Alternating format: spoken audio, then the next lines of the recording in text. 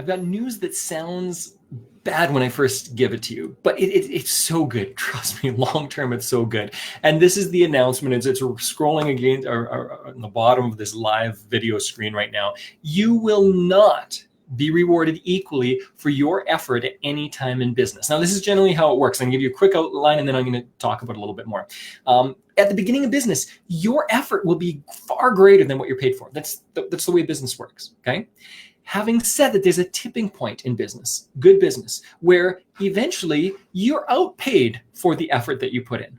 So at the start, you put in way more effort and you're not going to be paid equally for your effort, okay? You're going to be underpaid for how much you put in. But then eventually what happens is there's a tipping point, very short period of time, doesn't last very long, and you will be overpaid for the amount of energy and effort you are putting into your work. And that's what we want. So let's jump into this a little bit.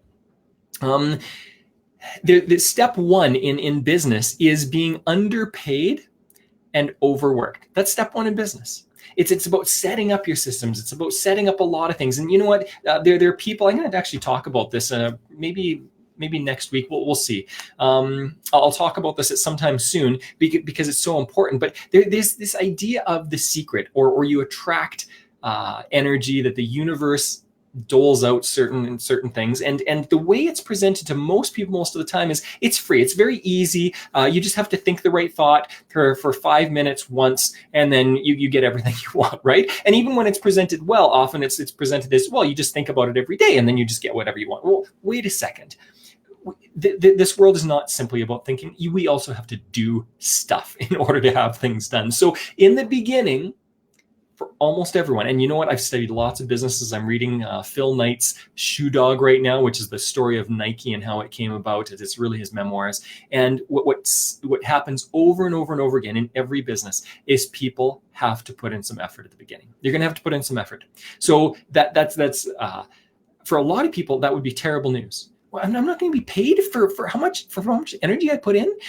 Typically, this is what happens. What happens is that when you start off in business, maybe you were an employee before, you get rid of your other job because you think, this employer, they don't know what they're doing. They're awful. I could be a far better employer myself. And what you trade that for is a far worse employer, which is yourself. Because we'll typically, when we start business, we're typically getting less holidays, we're getting less vacation time, we're getting less time on our own, we're working more hours, we're getting less pay. We've got a worse boss who expects crazy things from us. That's typically what happens. And that's okay. But here's the thing, you have to have the long view in mind. And this is one reason why so many businesses fail early on. One reason is because they expect to get everything for free right up front. You're not going to get everything. It's not going to necessarily come easy unless you've done some background work. Now, I know some people who've come from a different field.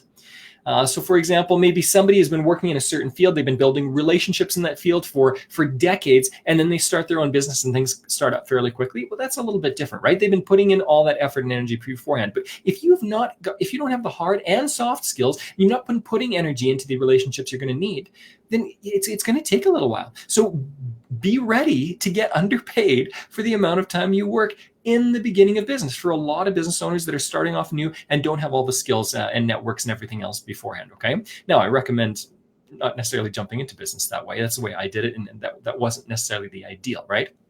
Now, what happens next is that you will be, again, there's this really short balancing period of time, at least in the businesses that I've known or seen or worked with, and that is that you will, for a very, very short period of time, be paid about equally for how much energy and effort you're putting in. Very short period of time. What happens very, very quickly is that there's this tipping point, and all the work that you've been putting into builds momentum. And so that momentum starts to carry forward. So many people quit before the momentum has really kicked in. But once the momentum is kicked in, if you've been doing what you need to do, developing relationships the way you need to develop, building your sales and your systems in place, you've got them all in place, then what will happen is you will now be paid far more than what you're worth. It'll start off with by being a bit more, but very quickly it can grow to becoming far more than what you're worth. And that's a good time in business, because at that point in time, most business owners I know are still putting in the effort and the energy, okay? But you're paid like thousands of dollars per hour rather than tens of dollars per hour. That's a huge switch for a lot of business owners when they hit that point where they go, wait a second, I've leveraged enough people and I'm delegating enough activities that I've got a large pool working for me. That's the point that we all want to be at. That's when you can make better decisions in your business. That's when, if you want to step away and take some breaks, if you want to step away and do some other things, you can do that. I know a lot of successful business. I talk to successful business people every day.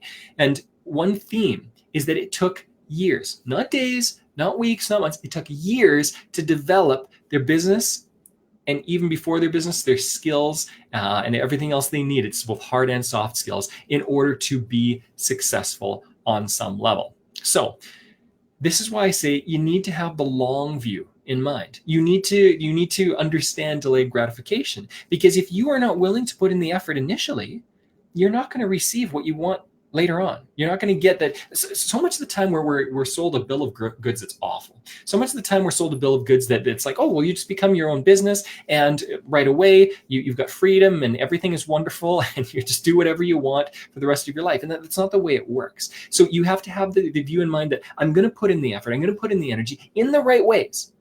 Spinning your tires and running around in circles is a lot of energy and effort, but it's not going towards anything. Constantly asking yourself, what is this moving me towards? But once you are moving in a direction, be willing to put in the effort and energy. You don't have to disown your family for this. You don't have to do a bunch of crazy things. I haven't disowned my family and my business. I spend a lot of time with my wife and my kids. Those things are important to me. That's okay. But you've got to have this long view in mind. Okay, eventually you're going to be overpaid for your efforts. But there's this third step, or this third stage in this process, and that is that once you're doing all right, I've seen some business owners take their foot off the gas and they just completely coast for a little while. And you know what? Just like it took a lot of momentum and an energy that you put into your business to grow it to the point where it's starting to pay you more than what you're putting into it, you're being paid unequally because you're being paid far more than what you're putting into it on a daily basis, and the effort and the energy, just like that, it takes a lot of momentum to slow down too. Once you've built up all this momentum and your business is running well, often it will run well for a while. And this is a lot of mistakes that a lot of people make. I'd recommend anyone to read the biography, not the autobiography, the biography of Henry Ford. And what you will discover is that Henry Ford was brilliant in many ways. He surrounded himself with fantastic human beings in order to build his company. And without those human beings, it wouldn't have been as great as it was early on. And he took this Model T and he sent it all over North America, and he made a lot of money, and he built up this really strong business. Well, he started to believe that this was all on him. This was because only he was brilliant, not because he had surrounded himself with brilliant people.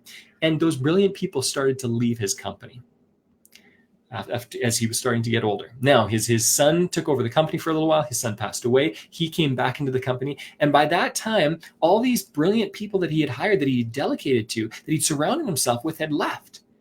And by that time, some reverse momentum had taken place, and he was slowing down. And he ended up almost bankrupting his own company near the end of his life. It was in awful shape.